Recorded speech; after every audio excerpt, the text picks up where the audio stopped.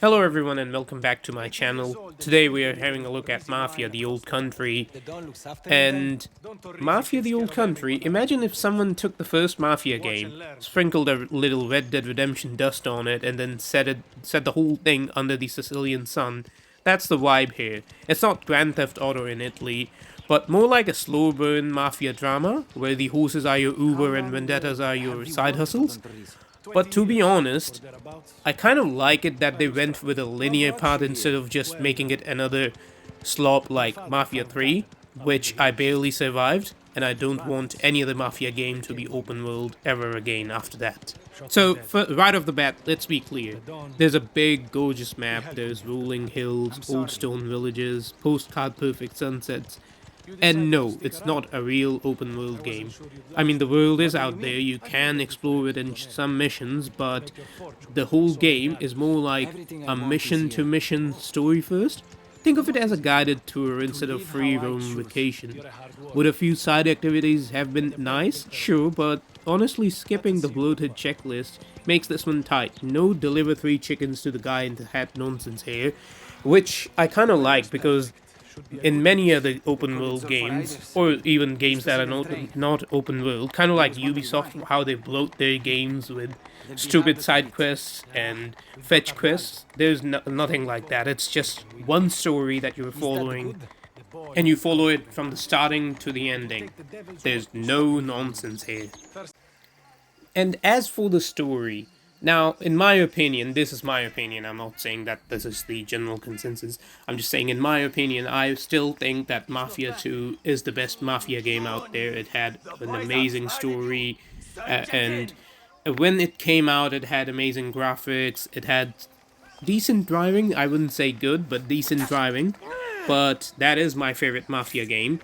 But now, where does Mafia the Old Country fit? I would say it fits more like in between Mafia 2 and Mafia 1. I'm not counting Mafia 3 as a Mafia game because that's just a trashy cash grab. Mafia the Old Country is probably the second best Mafia game of all because the story is much more refined, the characters are much more refined, the stakes are higher and everything, and the fact that it keeps you invested, it keeps you tied.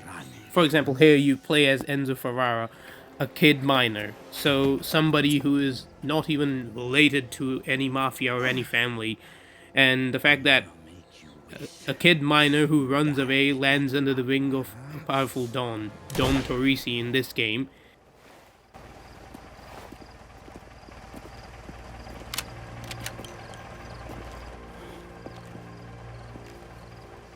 What are you doing here, Damiano? Answer me. Don Torrisi, this is Caruso. And slowly rises through the ranks. There's romance, there's betrayal, the occasional we're not so different, you and I stare down. It's old school crime storytelling, predictable beats, but executed so well you stop caring about what's next and just enjoy how it's told. Great performances, beautifully animated cutscenes, and a surprising amount of heart. And one thing that I really loved about it is that almost all the voice actors are Italian, so they really capture the old Italy vibe, the old Italy feeling in their accents, which is much better. So, same as last time. Let's wait and see. The owner usually pays on time. Something is not right. About that redhead. Gabriella, was it? Anna Mazzari. Not this again. Hey, how am I going to meet a girl to marry if I don't try a few out? What about you, Caruso? You getting any? No. I heard that pig that was butchered for Isabella's name day has a sister. You handled yourself well back there at the far edge. In our line of work, you have to know when to push and when to pull. Would we have, taken it further? The trick is to skim the cream without breaking the bottom. Violence is only ever a last resort. Ah, it's really not that complicated. Knock knock, crack heads, take them on. And that's why Cesare's uncle doesn't let him out of his house. When it comes to gameplay, there are a few additions here and there. For example, we never had horse riding in any of the Mafia games, and here you even race on the horses, and the horse riding is pretty fun. It's slower than cars, obviously, but it's pretty fun. You can go take the scenic route, and you can look around the whole map. You can look around the beautifully crafted Sicily. And as for the combat, it's much like Mafia. Like I said, it's gonna be like Mafia, the remaster, for the first Mafia remaster. The combat, it's simple but satisfying. The gunplay has weight. The aim sway forces you to get in close, and enemies on hard will flush you out with grenades and flanking. On normal, there are pushovers. On hard, they are a problem. Play it that way. I played it on hard difficulty as well. I always recommend playing on hard difficulty. That way the game actually lasts longer. There is some light stealth here and there where you have to sneak in, sneak out. The objective is that do not get seen no matter what. One of the coolest additions, though, are the knife fights. I love them.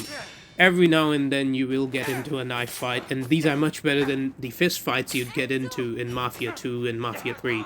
Much better, because here you can parry, you can break guard, you can counter, all of those things, and I really love them. The stakes are much more higher. There's health bars. Feels more like Dark Souls, to be honest. There are also charms and beads that you can use. For example, if you pre-ordered the game, you could get Lincoln's Charm, which would help you execute the enemies through stealth faster.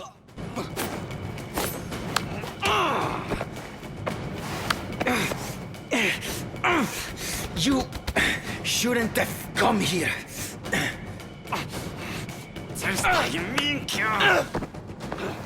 The whole vibe of this game is that it just looks incredible.